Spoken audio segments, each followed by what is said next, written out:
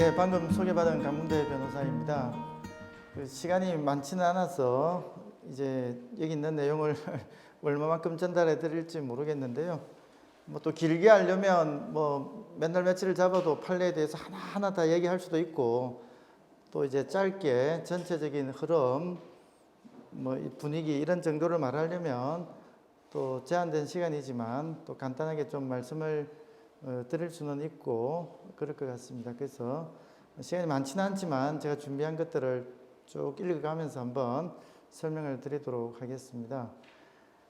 예, 뭐 소개 받으신 대로 저는 변호사인데요. 뭐 변호사 중에 이제 법률 이제 교회 관련된 일을 하는 분이 아주 많다고는 할 수 없는데 그래도 영 없지는 않습니다. 왜 그럴까요?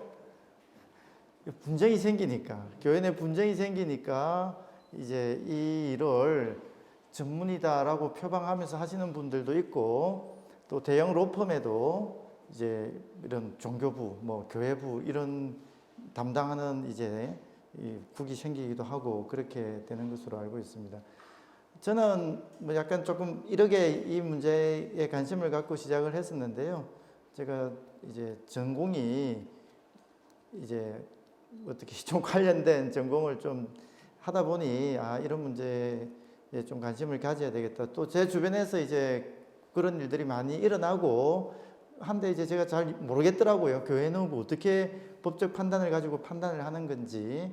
그래서 관심을 가지고 들여다보다가 이제 뭐 조금 알려지고 저도 이제 좀 나름 체계를 잡게 되고 이제 그렇게 돼 있는 정도다, 이렇게 정도 소개를 드리고요. 내용을 간단히 말씀드리겠습니다. 뭐 앞에는 이제 뭐 배경에 관한 얘기들이라고 할 수 있는데요. 교회 분쟁 사례가 이제 갈수록 다양화되고 있습니다.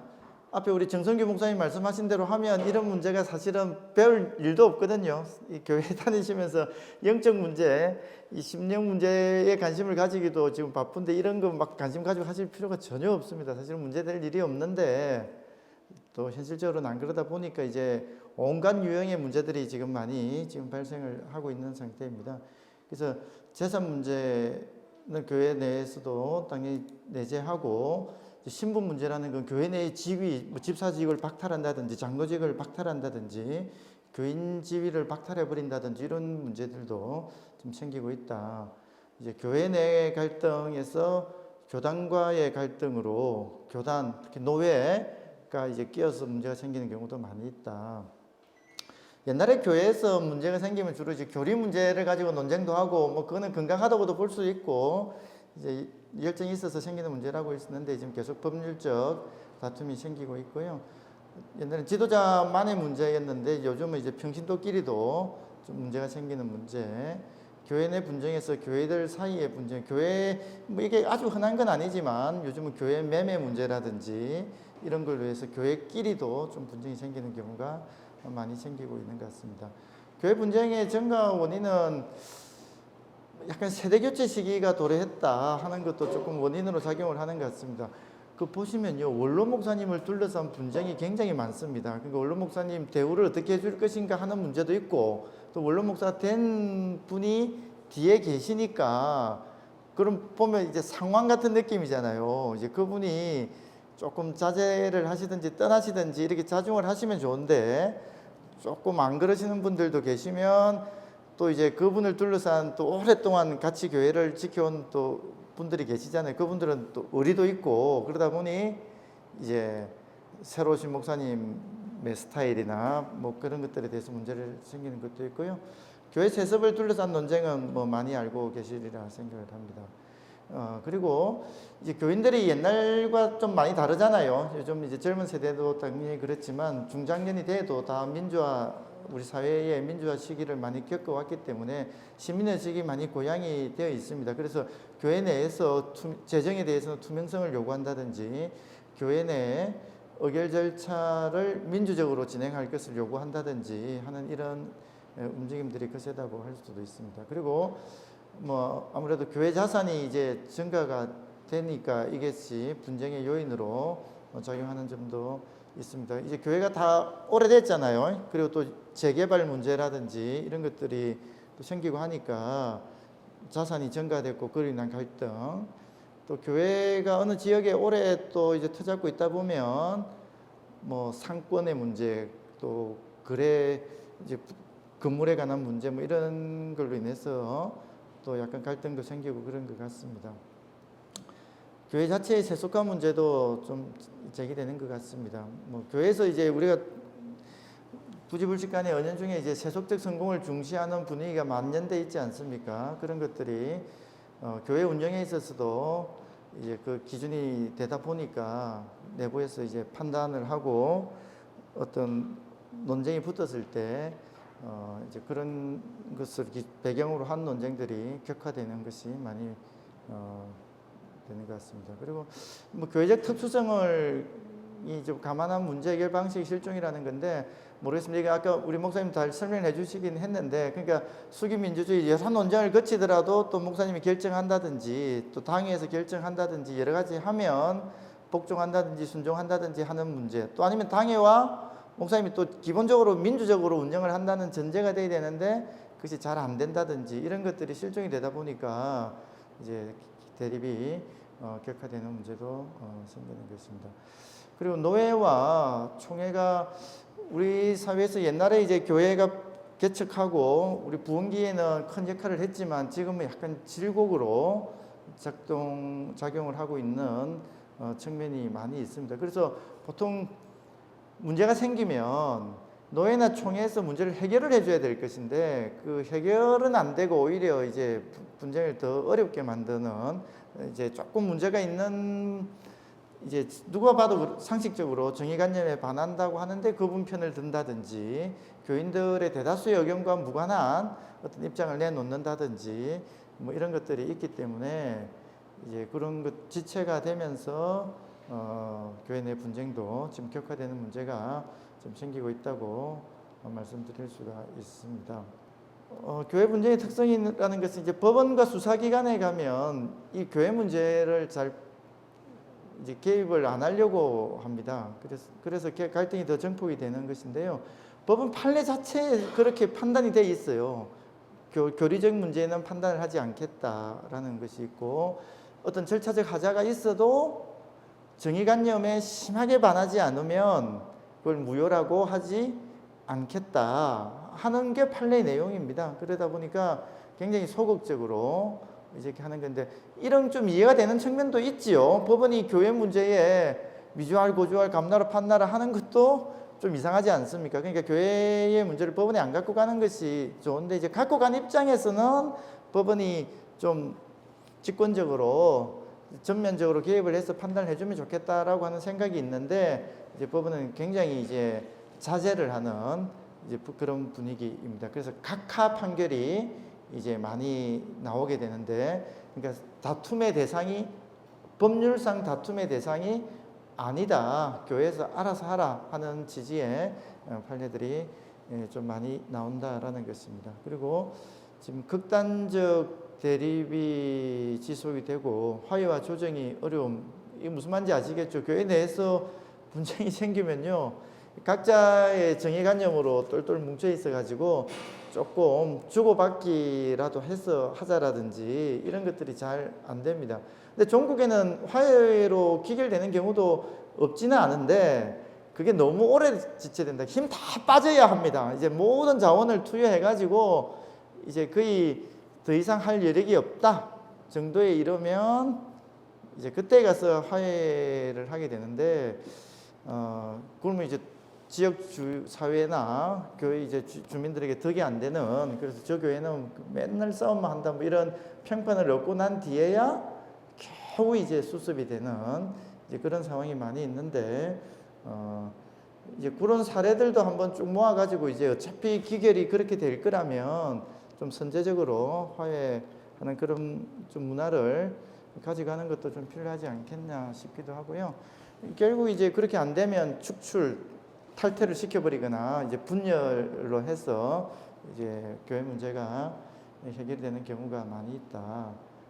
이렇게 이야기를 할 수가 있겠습니다.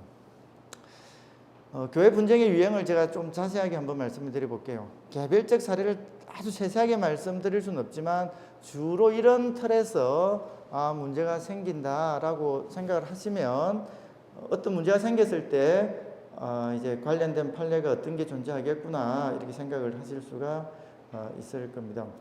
일단 교회와 교단과의 관계에서 문제가 되는 경우가 있는데요. 이제 교단 탈퇴를 하는 경우가 있어요. 교회가 교단을 탈퇴하는 게 바람직하냐 안 하냐는 것은 제가 감히 말씀을 못 드리겠고, 교회가 교단 탈퇴를 할 수가 있습니다. 그러면 어떻게 해야 되느냐? 이제 요 문제는 제가 뒤쪽에서 이제 판례가 나와 있는 걸 가지고 말씀을 드릴 건데, 우리 법원에서 이걸 인정을 하고 그 절차에 대해서 딱 명시를 해놨어요. 옛날에는 이걸 어떻게 해야 되는지가 굉장히 애매했거든요. 근데 지금은 교단 탈퇴를 할 수 있다. 하려면 어떤 절차를 어떻게 밟아라 라고 하는 것이 우리 법원의 입장으로 딱 정해져 있습니다. 간단하게 먼저 말씀을 드리면, 교단을 탈퇴를 한다라는 게 우리 일반 법적으로는 그게 비견되는 사례가 없거든요.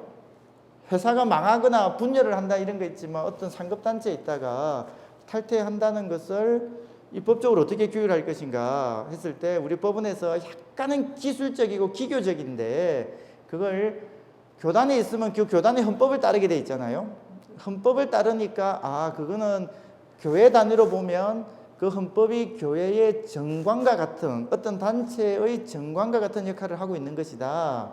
그런데 교단을 탈퇴하면 그 정관을 어떻게 하겠다는 거예요? 안 따르겠다는 거잖아요. 그거는 정관을 변경하는 것과 현상이 비슷하구나 이렇게 돼 있어요. 그럼 정관을 변경하는 절차는 우리 민법에 규정이 되어 있거든요.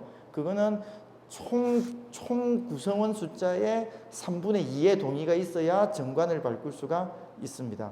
정관이라는 게 그 단체의 헌법이잖아요. 그러니까 단순 과반은 안 되고 참석자 과반도 안 되고 전체 구성원의 3분의 2가 동의를 해야 된다. 그러니까 교단 탈퇴도 그 정도의 숫자가 있어야 교단 탈퇴를 할 수 있다. 이렇게 정해 놓은 것입니다. 이거 쉽겠어요? 안 쉽겠어요? 굉장히 어렵습니다. 일단 우리 교회가 구성원이 몇 명인지를 확정하는 것도 굉장히 다툼의 대상이 됩니다. 그런데다가 그 3분의 2를 교단 탈퇴의 구성원 동의를 받아야 된다는 것은 썩 쉽지 않다. 또 교회를 잘 안 나오는데도 교인으로 등록되어 있는 경우가 있잖아요. 그러니까 그런 분들을 함부로 교인이 아니라고 배제를 시킬 수는 없기 때문에 이제 그런 약간 헛수라고 하는 것까지 생각을 해서 3분의 2를 넘어서야 되기 때문에 쉽지는 않다. 그러나 이제 그런 것들이 다툼이 된다 이렇게 되는 것이고요. 이제 교단의 권증 재판의 적법성, 그 옛날에는 교회나 교단에서 권증 재판을 하는 경우가 제일 많았는지 잘 모르겠습니다만, 요즘은 교회도 당회가 7위회 아닙니까? 당회에서도 이제 교인을 징계를 하기도 하고, 근데 보통 작은 교회에서 당회에서 치리하게 하니까 위탁 판결을 맡긴단 말이에요. 노예에 위탁 판결을 맡기면 노예에서 재판국이 구성을 하든지, 아니면 노예 할 때 재판국으로 전환을 해서 치리를 하든지 해서 징계를 내리는데, 그 징계가 이제 적법하냐, 사유가 적법하냐, 절차가 적법하냐, 이런 걸로 인해서 계속 다툼이 됩니다. 그러니까 교회 만약에 노예에서 어떤 교인에 대해서 너 목사님하고 분쟁을 생기고 어떻게 그렇게 해서 문제가 있다라고 해서 이제 최고 센 게 출교 이런 거잖아요. 면직이나 출교를 시키면 그 교인은 그 노예를 상대로, 노예 재판국이 아니라 노예를 상대로 그 번징, 출교가 무효라고 다툴 수가 있다는 것입니다. 다툴 수는 있는데 아까 말한 대로 법원에 가면 어떻게 한다 그랬어요? 웬만하면 오지 마라라는 약간 정신이 있기 때문에 그 정의관념에 굉장히 반하는지, 종교적인 문제만으로 다투는 건지 아닌지, 이런 것들을 살펴서 무효 여부를 이제 판단을 한다. 쉽지 않다. 이제 이런 정도로 말을 할 수가 있겠습니다.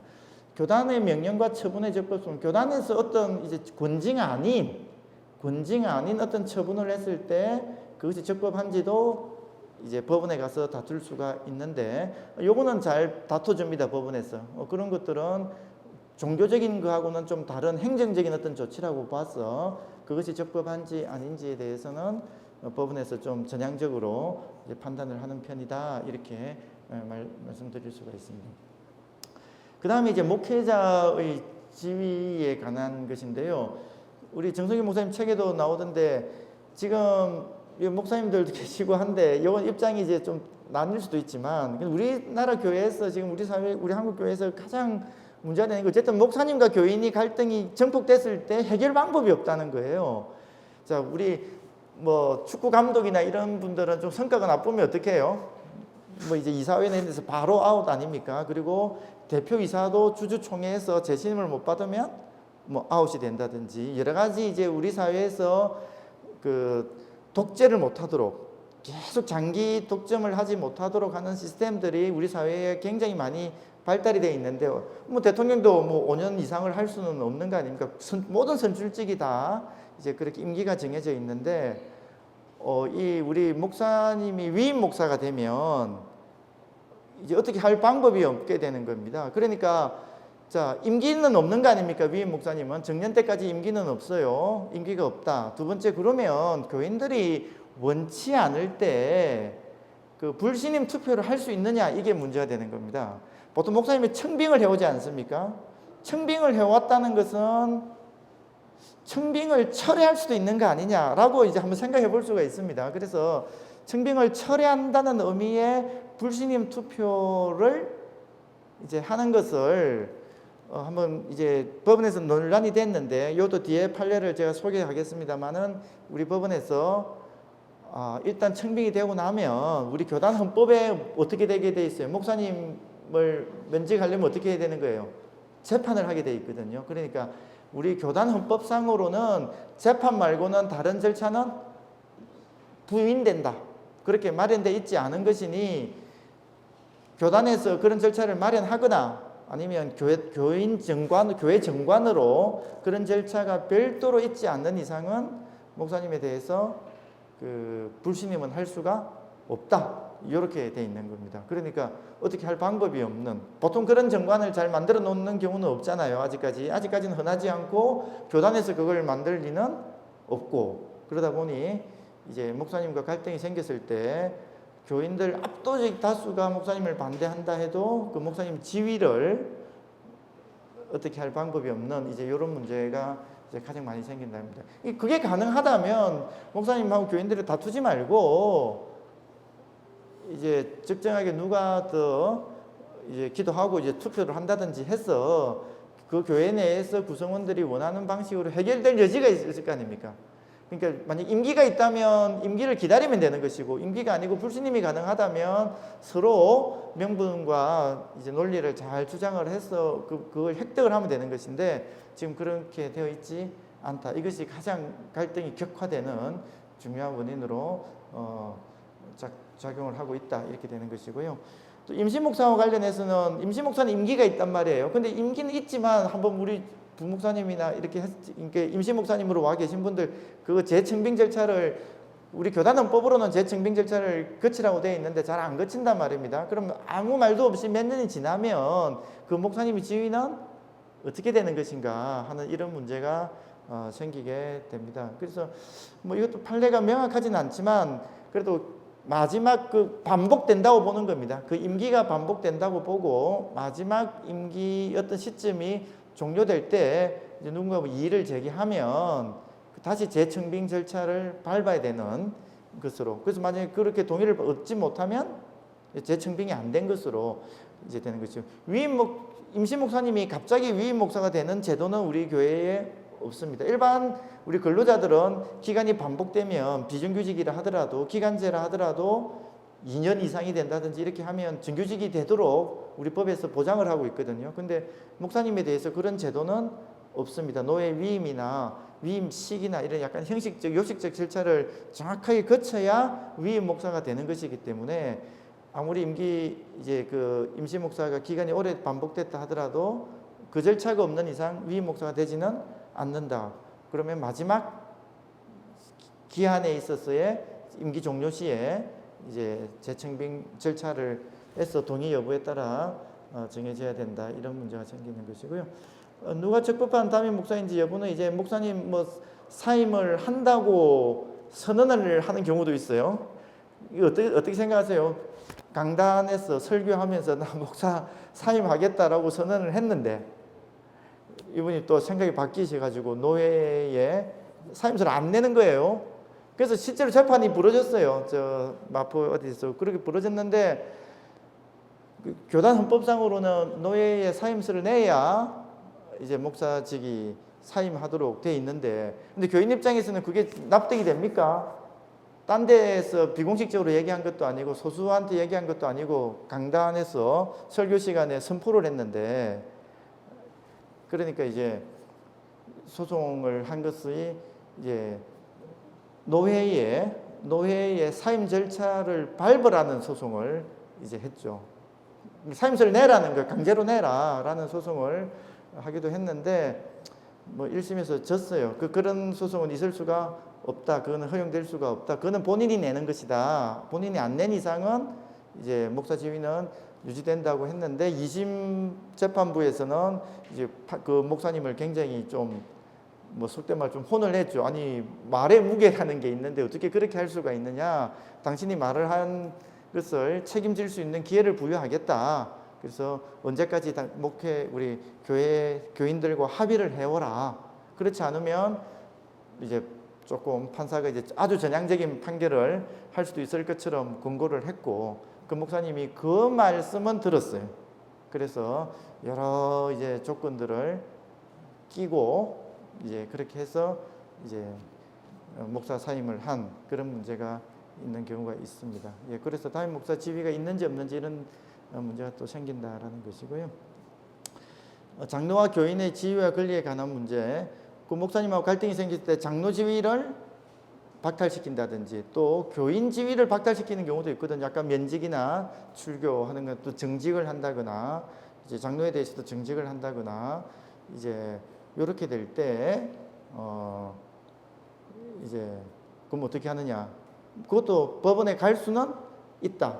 근데 다만 종교적인 문제만으로 와서는 안 되고 그게 교회 내의 어떤 구체적 권리 관계에 다툼이 있어야 된다. 이제라는 것이 전제가 돼야 된다. 이렇게 되는 것입니다. 그리고 교인이 공동회를 개최해 달라고 하는데 목사님이 안 하면 어찌 될까요? 그 교단 탈퇴도 하려면 교단 탈퇴 결의를 하려면 공동회를 개최해야 될 거 아닙니까? 총회를. 근데 이제 목사님이 보통 노예하고 같은 입장을 취하니까 그런 것을 안 한단 말이에요. 그러면 어떻게 할 수 있느냐? 이제 우리 법에 그럴 경우에는 이제 법원을 통해서 강제로 공동회를 개최하도록 하는 절차가 마련이 되어 있습니다. 그래서 교인들 우리 법에는 5분의 1인데 우리 보통 교단 헌법에는 3분의 1이 공동회에 소집 요구할 수 있도록 되어 있지 않습니까? 그래서 3분의 1의 서명을 받아서 이제 법원에다 가는 거예요. 법원에 가서 임시 공동회에 소집 요구 소집 신청을 하는 겁니다. 공동회를 소집하는 것을 허가를 해달라는 신청을 법원에다 하면 법원에서 그 결정을 해줍니다. 그 결정이 나면 그 목사님 없이 그냥 할 수 있는 거예요. 목사님이 공동회를 반대한다 하더라도 그 구성원들 중에 한 명이 사회를 보고 자, 오늘 지금 하는 이 공동회가 우리 교회의 공동회다 이렇게 해서 거기에서 여러 가지 이제 결정을 하는 것을 합법적인 것으로 이제 보장을 해주는 이제 그렇게 되어 있습니다. 그리고 교인들이 이제 장부를 열람하고 싶다 이렇게 하는 경우가 있지 않습니까? 교회 장부를 좀 보고 싶다. 보장이 될까요? 안 될까요?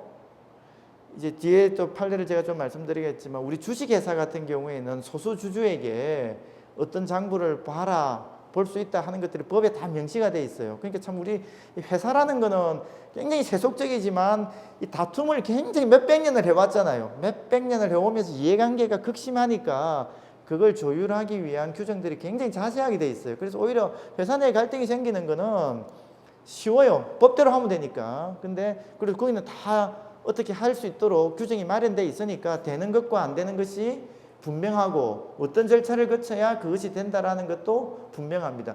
주주 한 주 갖고 있는 사람이 보자 이런 건 안 된단 말이에요. 몇 주 이상이 돼야 된다라든지 여러 가지 또 통제 장치를 마련해 놓고 있습니다. 근데 우리 교회나 비법인 사단이라고 하는 데는 그런 것까지 규정은 없고 법원에서 이제 판례로서 정리를 해주는데 허용은 돼 있어요. 그래서 교인이 일정한 수의 교인이 그 필요성을 소명하면 그 장부를 교회에서 내놔라 이렇게 하고 안 내놓으면 하루에 얼마 굉장히 좀 부담이 되는 금액을 하루에 예를 들어 하루에 100만 원씩을 이행강제금을 매겨 놓는다는 거죠. 그러면 주세요. 안 주면 계속 어찌 돼요? 쌓이니까 그 굉장히 문제가 되는 그렇게 해서 강제를 하는 이제 그런 시스템들을 마련해 놓고 있습니다. 교회 재산을 관리하는 이런 문제가 많이 생기는데요. 교회 재산을 지금 이제 관리는 뭐 우리 당회에서 하든 공동회 하든 재직회에서 하는 문제가 없는데 이제 보통 처분이 문제가 되지 않습니까? 처분 권한을 누구한테 줄 것이냐 하는 문제가 생깁니다. 지금 민법에는 원칙적으로 누구한테 처분권이 있겠어요? 교회 건물을 만약에 판다 하면 교회 건물을 함부로 팔면 안 될 거 아닙니까? 그런 거 누구한테 있겠어요? 당연히 교회 전체 구성원에게 있다. 그 총회에서 하도록 되어 있는데 또 우리 민법 자체에서 이렇게 규정도 두고 있단 말이에요. 교회 어떤 단체의 정관에서 다른 기관이 관리하도록 정하고 있다면 그 기관에서 할 수도 있다 이렇게 왜냐하면 큰 단체라고 한번 생각해 보세요. 그 다 모여가지고 하는 것이 좀 불합리할 수도 있잖아요. 그리고 결론이 안 날 수도 있고 하니까 그 단체가 원한다면 전체가 모여서 안 해도 된다. 어떤 운영위원회든 이사회든지 위임을 해서 그 기관에서 관리하는 처분하는 것을 결정해도 된다 이렇게 돼 있거든요. 교회로 오면 어디가 가장 그러면 그런 결정을 할 만한 데예요? 당회가 되겠죠. 그래서 우리 교단 헌법에 보면 당회의 처분 권한이 위임돼 있다고 볼 수 있는 조항도 있고 아닌 것도 있고 이제 그런 조항들이 이제 요즘 교단 따라 많이 다르고 또 하나는 이제 요즘 정관을 많이 만들고 있지 않습니까? 그래서 정관에서 그렇게 정해 놓으면 하여튼 당회에서 처분을 하는 걸로 정해 놓으면 당에서 할 수 있다는 것입니다. 근데 이제 정관을 만들고 할 때는 크게 문제의식 없이 정관을 또 만들어 놨는데 나중에는 이제 교인들 모르게 그 교회 재산을 담보로 제공하고 돈 빌리는 것도 처분으로 보는 거거든요. 담보 제공이 이제 그러면 갑자기 담보를 누가 제공하기로 결정했냐? 이제 이런 문제들이 당에서 했다. 당에는 무슨 권한으로 했냐? 보니까 정관에 교회 부동산에 대한 처분 권한은 당에 있지 않느냐 이렇게 되면 이제 그게 합법적인 것으로 되는 것입니다. 교인들 의사에 반하지만 이제 그렇게 될 수 있는 문제가 생기기 때문에 정관이 어떻게 규정되어 있는지 또 소속 교단의 헌법에 어떻게 되어 있는지 하는 것들을 잘 살펴볼 필요가 있습니다. 명의신탁이 뭐죠? 명의신탁 말 그대로 명의를 빌려주는 거예요. 명의 실질은 내 건데 다른 사람 명의로 등기를 해놨다 이겁니다. 옛날에는 어떻게 했어요? 옛날에는 다 명의신탁이 횡행했죠. 횡행했고 또 횡행할 수밖에 없는 또 약간 구조적인 배경도 좀 존재했습니다. 근데 우리 법상 지금은 명의신탁을 못하도록 돼 있거든요. 그러니까 어떤 두 사람이 하는 거야 뭐 자유죠. 자기들이 내 재산을 그 사람 명의로 올려놓는 걸 국가에서 막을 방법은 없잖아요. 근데 나중에 이 사람이 내 명의의 재산이다라고 권리 주장을 하는 걸 굉장히 곤란하게 만들어 놓은 거예요. 잘못하면 이 재산이 그 명의자의 재산이 웬만하면 명의자의 재산으로 취급이 되도록 우리 법의 구조가 되어 있기 때문에 내가 함부로 재산을 맡길 수 있겠어요, 없겠어요? 잘못 맡겼다가는 이제 큰 타격을 받기 때문에 그런 식으로 명의신탁을 지금 이제 금지를 시켜 나가고 있는데 명의신탁이 약간 명의신탁이 거의 불가피해서 허용을 해주고 있는 데가 있어요. 우리 종중 같은 경우는 이제 농지도 많고 한데 그걸 종중 땅인데 농지면 종중 명의로 등기도 되지도 않아요. 그러면 또 누가 보통 관리를 하잖아요. 이제 그러면 이제 종중 명의의 명의신탁은 좀 허용을 해주는 거라. 그건 실제로 종중이 나중에 이제 장손 누구 A 명의로 등기를 해놨지만 그 A 게 아니고 실제로는 종중 거다라고 하는 권리 주장이 가능하도록 우리 법이 보장을 하고 있다라는 겁니다. 또 하나는 어디겠어요?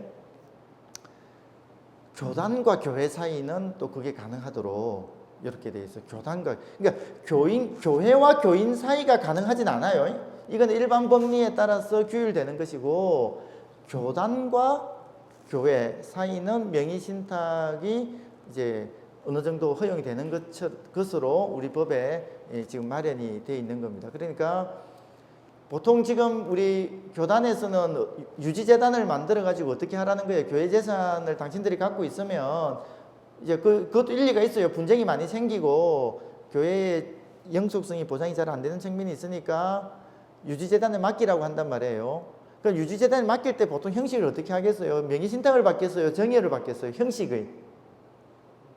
형식은 유지재단은 정여를 받았다고 해요. 왜냐하면 명의신탁이라는 것이 꼭 바람직한 모양은 아니거든요. 그래서 정여를 받은 것으로 돼 있어요. 그럼 정여를 받았다는 것은 누구 거라는 거예요? 유지재단 거라는 거잖아요. 근데 이제 교회는 어떻게 생각을 해요? 그거 누구 거라고 생각해요? 자기 거라고 생각해요. 명의신탁이라고 생각하는 거예요. 그러니까 나중에 교단을 탈퇴했다 이래 나오면 이제 무슨 분쟁이 생기겠어요? 그 유지재단을 상대로 나는 명의신탁을 한 거니까 돌려도 이렇게 되는 거죠. 근데 그런 명의신탁은 가능하다고 했잖아요. 아까 교회와 재단 사이에, 교단 사이에 명의신탁은 가능하니까 돌려달라고 말하는 것이 원천 차단되는 것은 아닌데, 근데 만약에 실제로 정여를 했다면 어찌 되겠어요? 실제로 정여를 한 거면 돌려달라고, 그 명의신탁이 아니죠, 그거는. 실제로 준 거니까. 근데 형식적 서류에는 어떻게 돼 있다? 예, 정여로 돼 있고, 내심의 의사는 자기는 명의신탁이라고 주장을 하는 거고, 그럼 그 우리 재단에서는 뭐라고 하겠어요? 정여받은 거니까 못 돌려준다 그럴 거고, 그럼 결국 누가 판단을 해야 돼요? 싸울 수는 없으니까 법원에 가면, 그러니까 법원에서 싸우는 건데, 법원에서는 그럼 이게 명의신탁인지 아니면 이제 정여인지 그걸 또 판단을 하는 겁니다. 그때 돈을 누가 댔냐, 뭐 누가 어떻게 샀냐, 뭐 어떤 의도로 맡겼냐, 그 재단의, 그 교단의 관행이 어떻느냐, 이런 것들을 종합해 가지고 지금 그걸 판단을 하는 겁니다. 그러니까 일률적으로 무조건 정의가 된다거나 무조건 명의신탁이 된다거나 이렇게 판단하는 건 아니고요. 그 판례를 찾아보면 정의라고 본 판단도 있고 명의신탁이라고 본 판례도 있다. 한 재단, 같은 재단에서도 판결이 엇갈릴 수가 있다. 그 배경, 그때의 내심의 의사, 계약서 내용, 이런 것들을 종합해서 판단한다. 이렇게 생각을 하시면 되고요. 이제 교회 건물의 임대차 문제도 좀 생기죠. 이제 교회가 이제 임대를 이제 하잖아요. 그 보면 이제 커피숍도 하고 이제 일정의 뭘 주고 하는 문제가 생기는데, 이제 그런 문제가 생긴다는 것이고요. 이제 세금이나 건축 문제, 이런 문제도 생기고, 이제 세금이나 이런 거는 좀 이따가 우리 해 기사님 강의를 들으시고요. 형사적 문제는 이제 갈등이 생기면 이제 예배방해 문제가 생기는 게, 목사님 설교하는데, 그러니까 예배방해죄는 형량이 굉장히 높아요.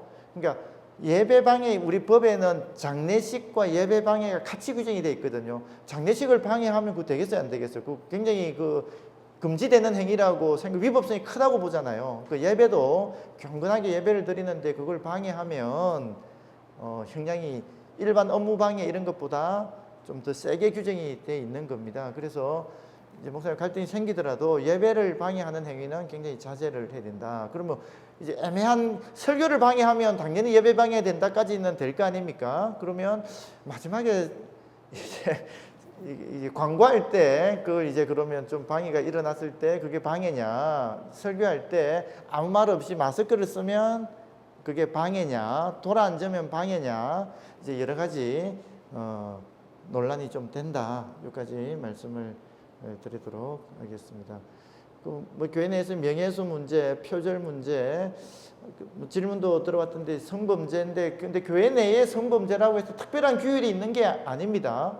우리 사회 전체의 보편적 규범에 따라서 성문제를 규율하는데, 뭐 교회 내에서 이제 좀 특별하다고 하는 것은 업무상 위계에 의한 이제 성폭행이 제가 인정이 되는 것이죠.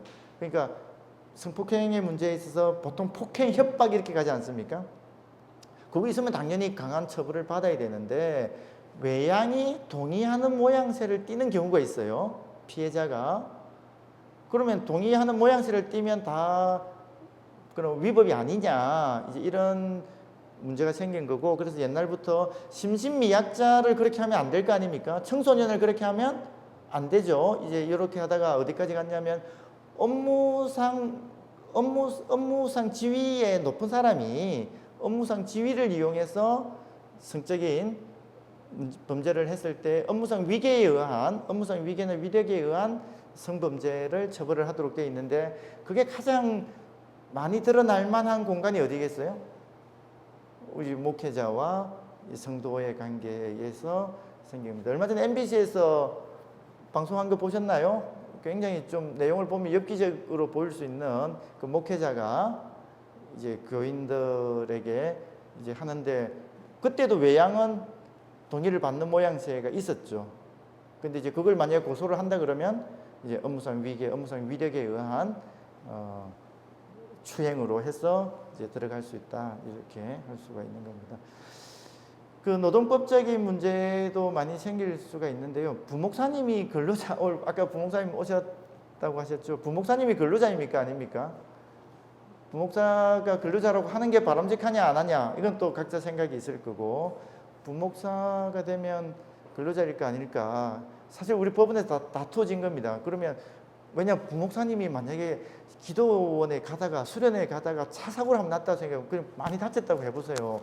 근데 부목사가 근로자이면요, 그 근로복지공단에서 산재가 되거든요. 산재가 되면 뭐 다친 거는 불행이지만 어느 정도 상당히 보장을 많이 받게 됩니다. 근데 근로자가 아니면 그런 것들에서 원천 차단이 되는 거니까 이제 이런 식으로 해서도 다툼의 여지가 생기게 될 가능성이 있는데, 우리 법원에서 하급심에서 인정을 한 것도 있지만 부목사님까지도 상당히 높은 지위로 보고, 현실은 잘 그렇지는 않지만 우리 목사님한테, 담임 목사님한테 굉장히 종속적인 지위에 있다는 것은 알지만, 교회 전체적으로 볼 때는 상당히 그래도 독자적으로 활동을 하는, 그리고 이제 권위를 가지고 움직이는 분이다라고 해서 근로자성이 부정되는 판례들이 더 많이 있습니다. 그럼 전도사는요? 뭐 그것도 일률적으로 딱 어떻다라는 건 아니지만 전도사님까지는 근로자로 인정하는 그런 추세이다, 이런 정도까지 말할 수 있고요. 그럼 사찰 집사님은 이제 단순 봉사자냐, 그 이제 종속적인 거냐, 이제 이런 것도 논란이 되는 거죠. 실제로 봉사자의 외양을 띠고 있고 마음도 봉사자였다면 근로자가 아닐 여지도 생기게 되는 것입니다. 그러나 이제 마음이 어떻든지 간에 실제로 하는 일이 굉장히 많았고 그렇다라고 하면 이제 이분도 근로자로 되는 문제가 생기는 겁니다. 근데 요즘은 뭐 교회에 숙식을 하면서 하시는 이런 사찰 집사님들이 옛날보다는 좀 적겠죠. 옛날에는 이 산업 팽창기에는 이제 시골에서 올라오시든지 또 교회도 같이 부흥을 하니까 교회를 계속 지켜야 된다든지, 그때는 또 뭐 셀콤이나 이런 뭐죠, 방범 장비나 시설이나 이런 것도 잘 없었을 때니까 많이 있고 그렇게 했었는데, 만약 그분들이 근로자로 인정이 된다 그러면 굉장히 그것도 사회적으로 문제가 될 수 있는 겁니다. 연장 근로 수당, 야간 수당 이런 것들이 다 교회에서 지급을 해야 되는 이제 그런 문제들이 이제 생기게 되는데, 아직까지 우리 교회에서 뭐 그런 정도까지 문제가 안 생기는 것 같습니다. 노동조합을 하는 문제 이런 것들도 요즘 조금 조용한 것 같은데, 한동안 교회 내 노동조합, 사찰 집사님들하고 뭐 이런 분들 해서 노동조합을 구성을 하겠다라고 표방하면서 활동을 하시는 분도 계시고 했거든요. 지금 어떻게 됐는지는 잘 모르겠습니다만, 이게 또 가시화되면 막을 방법은 없다. 예, 다 근로자로 인정이 되는 것이고, 교회의 특수성을 내세울 수는 있지만 그거는 설득에 관한, 담론의 설득에 관한 문제지 법적인 규범의 문제는 아니게 되는 상황을 전제로 해야 되는 것입니다. 예, 제가 시간이 많이 없는데요. 이제 뒤에는 제가 앞에서 말씀드린 그 내용에 관련된 판례들이 뒤에 쭉 나열이 되어 있는 것입니다. 그래서 교회 내 권징재판이나 이런 것들이 사회법정이 재판할 수 있는가, 아까 제가 말씀드렸잖아요. 이제 그 문제에 대한 걸 한번 살펴보시면 되고, 또 교회가 분열될 수 있는지, 교회가 교단을 탈퇴하기 위한 요건은 무엇인지, 아까 말씀드렸죠. 정관 개정에 대한 것이다, 이렇게 말씀드렸고, 위임 목사를 교인들의 계리로 해임할 수 있는가? 초반에는 해줬거든요, 법원에서요. 이게 제가 이제 변호사 생활하고 이 교회 우리 종교 우리 교회 목회 관련된 그 재판을 하면서 가장 아쉬운 게 이거예요. 이게 목사님들께는 죄송하고 저희들 뭐 제 친척 중에도 목사님들이 많이 있지만 이게 법원에서 판례로 해결이 됐다면 뭐 이제 갈등이 진짜 굉장히 줄어들지 않는 갈등이 생겨도 합리적으로 교회 내에서 잘 해결될 수 있지 않을까 저는 굉장히 큰 기대를 했거든요. 그래서 그렇게 인정해주는 하급심 판례도 분명히 나왔었어요. 이렇게 방금 2014년 10월 27일자 이런 거는 제가 아까 말했던 대로 청빙을 해왔기 때문에 청빙을 철회하는 불신임 결의는 당연히 가능하다 이렇게 했었거든요. 근데 이제 그 이후에 2심, 3심 가면서 법원에서 그거는 규범상 이제 하기 어렵다고 본 겁니다. 그래서 지금 안 되게 돼 있어요. 근데 완전히 안 되는 게 아니라 정관에 있으면 됩니다. 우리 정관에 있으면 이제 그런 것들이 가능하니까 그거는 이제 교단 차원의 헌법상의 문제라서 이제는 개별 교회의 정관의 문제로 내려왔다 이렇게 보고 그 정관에 목사님에 대해서 뭐 기간을 정해서 불신임 여부를 정하든 기간과 무관하게 교인 몇 명 이상이 요청할 때 불신임을 할 수 있다. 지금 대통령도 탄핵을 하는 시대 아닙니까? 이제 그런 식의 그게 이제 규정을 만들어 놓으면 그거는 가능하다 이렇게 보니까 이제 그런 것들을 한번 생각을 해봐야 될 것 같고요. 이 교단 헌법과 교회 정관의 관계 이제 제가 계속 정관을 말했는데 헌법도 있고 정관이 있으면 어느 게 우선인가요? 상위는 헌법이 우선입니다. 근데 정관이라는 게 헌법에 없는 걸 규정하거나 헌법에 있는 거라도 그 교회 내에서 독자적으로 규율하겠다는 거잖아요. 그러니까 실제적으로는 어느 게 더 가까이서 적용이 되겠어요? 정관이 되죠. 근데 헌법 때문에 정관이 무효가 되는 경우도 있다는 겁니다. 그러니까 헌법의 그 교단의 고유한 가치인데 정관으로 장로를 없애버리겠다 뭐 이런 정관을 만들었다 이러면 그게 어찌 되겠어요? 그거는 이제 무효가 될 수가 있다. 그러나 그 정도까지 이르지 않으면 그 교회의 독립성과 개별성을 우리 법원에서도 잘 인정을 하는 편이기 때문에 정관으로 웬만한 건 다 규율할 수가 있다. 위임 목사 결의도 할 수 있다고 했잖아요. 그러니까 이제 그런 정도로 규율을 하면 된다 이렇게 되는 것이고요. 교회 재산 소유 문제는 아까 관리 문제, 주로 관리 문제로 기결이 됩니다. 관리 문제로 기결이 되니까 그 관리권을 교인 총회로 둘 것인지 당회로 둘 것인지 지금 정관이 어떻게 규율되어 있는지를 한번 보면 좋을 것 같습니다. 뭐 당회든 교인 총회든 거기서 결정을 하도록 되어 있는데 그 결의를 안 거치고 교회 재산을 처분하면 어떻게 되나요? 횡령이나 배임으로 처벌됩니다. 물론 이제 그걸 절차를 안 거쳤다는 것만으로 무조건 처벌된다고는 말할 수 없어요. 절차를 안 거쳤는데 그 돈을 교회에다 쓰면 어찌 될까요? 그거는 이제 법원에서도 삼각형이 되는 겁니다. 조금 절차는 안 거쳤다. 그래 민사적으로 문제는 되지만 그게 횡령이나 배임이라는 죄가 되느냐에 대해서 법원에서 약간 유보적으로 보기는 하지만 근데 보통 고소까지 갔다는 건 뭐예요? 교회 내에서 동의하지 않는 사람이 존재한다는 거 아닙니까?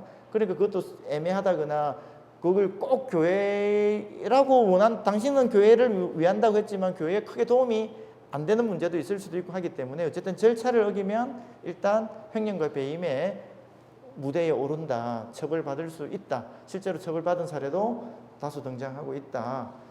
이렇게 생각을 합니다. 그 뒤는 제가 아까 다 앞쪽에서 조금 말씀드렸던 그런 내용입니다. 그 세부적인 판례까지 제가 제시를 해드렸으니까 또 한번 보시고 검색을 통해서 요즘은 다 유튜브나 이제 구글 또 법원을 통해서도 다 하실 수 있으니까 한번 살펴보시면 될 것 같습니다. 먼저 하세요. 의회나 총회 재판부의 판결을 불복해가지고 일반 법원에 소송하는 경우가 아닙니다. 많이 있습니다. 제가 하는 소송의 많은 경우가 이제 그렇게 됩니다. 근데 아까 말했지만 간다고 해서 아주 쉽게 인정이 되는 게 아니니까 절차 문제라든지 그 내가 왜 다투는지 이런 것들을 법원에 강하게 잘 어필을 해야 되는 그런 문제가 있습니다. 승소의 비중이 뭐제 개인의 승소 그거는 크게 의미가 없지만 근데 전체적으로 봤을 때 그러니까 썩 쉽지 않다. 아까 제가 계속 그래서 말씀을 드리는 겁니다. 근데 간혹 노예나 총회에서 재판 절차를 완전히 엉터리로 하는 경우도 있기 때문에 그런 건 또 우리 법원에서 용납을 잘 안 합니다. 좀 챙겨서 해야지. 이렇게 말도 안 되게 이렇게 하면 개인의 권리 침해가 너무 심하다. 이렇게 되니까. 그러니까 5대5는 당연히 안 되고 6대4가 되면 이제 그러니까 명분이 그 재판 제기한 사람들 6 정도 있어도 애매할 수가 있고요. 한 7 정도, 8 정도 올 좀 명백하다 하면 이제 법원에서 그거는 이제 인정을 해주는 그런 구도다 이렇게 생각을 하시면 됩니다. 예. 아니면 이제 뭐 아까 말한 유지재단에 넘겨받은 노예에서 하게 한다고 이렇게 정관을 하고 있는 것이 있기는 한데 간혹 보면 당회장이 정한다 이렇게 되어 있는 것이 있어요. 당회장이 정한다고요? 당회장이 결정한다 이렇게. 근데 저는 당회장이 개인적으로 정하도록 그러니까 당회에서 의견이 안 맞을 때 당회장이 정한다는 것은 일반적 회의 의사 결정에 대한 방식을 정한 것이고 부동산 처분 권한을 개인에게 주는 경우는 그거는 제도상 규정상 그렇게 하는 경우는 잘 없을 겁니다. 거의 없는 편이고 만약에 그렇게 했을 때 그게 유효할지는 좀 논란이 될 것 같아요. 우리 법에서 예정하고 있는 거는 꼭 총회가 아니더라도 다른 회의체에서 결정할 수 있다는 것을 염두에 두고 이제 조항을 만들었는데 특정 개인에게 그 권한을 다 위임한다 이렇게 되는 것은 우리 법이 예정하고 있지 않은 것인데 그것은 좀 무효가 될 가능성이 있어 보인다. 제가 이렇게 말씀드릴 수 있겠습니다. 예. 총회를 개최하는 권한이 당회장에게만 있다면 당회장이 총회 개최 안 하는 경우에 그 당회원들이 요구해서 법원에다가 청구할 수 있는데 예. 그 전에 쫓아내버렸어요. 그럼 어떻게 해요? 누굴 쫓아내요? 그러니까 보통은 이제 공동의회 이제 그 정도까지 가면 공동의회는 아까 3분의 1이 요구해야 된다 그랬잖아요. 그것도 제적 3분의 1인데 그래도 제적이라 해도 3분의 1은 적절히 채울 거 아닙니까? 어느 정도 교인들이 주장하는 명분이 있다면 3분의 1은 크게 어렵지 않게 채울 수도 있다. 그때 근데 만약에 3분의 1이 감당하다라고 했을 때는 제명 출교된 분까지 포함을 시킬 거냐 말 거냐가 논란이 되는 겁니다. 법적 구조로는 그분들이 먼저 재판을 해서 내가 제명 출교된 게 무효라고 하는 것을 받아오는 게 좋을 거고 그런 여력이 없거나 하면 어떻게 해야 되겠어요? 그 법원에서 따지는 거예요. 이 제명 출교가 그러니까 재판부가 굉장히 힘들어지겠죠. 나는 지금 3분의 1이 원래 그 재판부는 형식적인 결정을 하는 부서인데 딱 한 명 때문에 3분의 1이 되는지 마는지가 논란이 되면 그 재판부는 어떻게 해야 돼요? 나 모르겠다 할 수는 없으니까 이분이 교인인지 아닌지를 판단을 해야 되는 거예요. 그러니까 이제 그러면 절차를 보고 근데 꼭 정식 판결은 아니더라도 그 재판부에서 그 재판했던 내용을 보고 어떻게든지 판단을 하는 겁니다. 그래서 좀 교인이 아닌 쪽으로 기울면 그분은 빼고 3분의 1이 안 되니까 이 공동의회 소집 허가 신청을 불허한다 이렇게 결정을 할 것이고 어느 정도 봐서 절차상 하자가 좀 있어 보이면 이분을 배제하는 것은 허용될 수 없다. 교인으로 보고 일단 공동의회 소집 허가 신청은 허락한다 이렇게 이제 결정을 하겠죠. 근데 딱 한두 명이 끌리는 경우는 거의 잘 없으니까 그런 경우를 많이 있지는 않을 것으로 보입니다. 예. 그러면 마지막 질문으로 하고 예 하시죠. 예.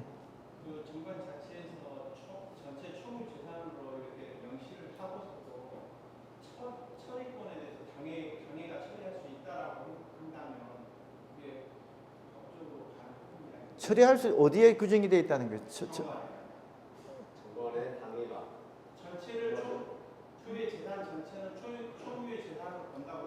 그러니까 총유를 전제로 한 겁니다. 지금 교회 재산이 총유라는 거는 누가 선언할 필요도 없고 말할 필요도 없는 게 교회 재산은 무조건 총유인 것이고 그런데 당회가 정할 수 있다는 거예요. 당회가 하는 거는 처리할 수 있다라고 예. 정관에 돼 있으면 유효하다는 겁니다. 예, 유효하다는 겁니다. 예. 근데 이런 경우가 마지막 이제 교회가 법인인 경우는 거의 없잖아요. 비영리 법인이 아니죠. 법인 그냥 비영리 단체지. 우리가 법인인 경우가 없는데 법인이 교회를 소유하는 경우도 있어요. 간혹 있어요. 간혹 있는데 그거는 그럼 그 교회 건물은 누구 거예요? 그렇죠. 교회 구성원이 아니라 법인께 되는데 이제 이때는 굉장히 충돌 문제가 생기는 겁니다. 예를 들어서 연세대학교 안에 교회 있잖아요. 이화여대학교 안에 교회 있죠. 그럼 그 교회 이제 그 연세대학교는 학교 법인일 거 아닙니까? 그러면 그 재산은 누구의 재산이에요? 교회 건물은 학교 법인의 건물이 되는 거예요. 근데 학교 법인에서는 교회 내에 갈등이라는 게 잘 없고 하니까 문제가 생길 여지가 잘 없는데 이제 간혹 제가 한번 봤어요. 저 제주도의 어느 교회에서 법인이 교회를 소유를 하고 있더라고요. 그러니까 이 교회법적인 게 적용이 돼야 될지 법인에 관한 게 적용이 돼야 될지를 해서 굉장히 세게 다투었던 그런 게 있습니다. 근데 우리 사회에서 흔하긴 했었어요. 학교 법인을 생각해 보면 되니까요. 학교 법인에 있는 목사님은 누가 보낼까요? 교인들이 뽑나요? 교인이 청빙을 받나요? 누가 보내나요?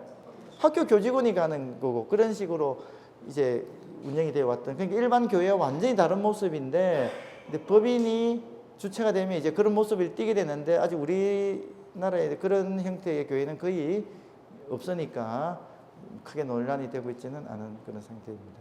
만약 누가 어떤 독지가가 법인을 만들고 법인 소유의 교회를 생기는 일이 자꾸 만약에 생긴다면 그에 관한 법리 문제가 그거는 총류가 아니거든요. 법인 소유예요.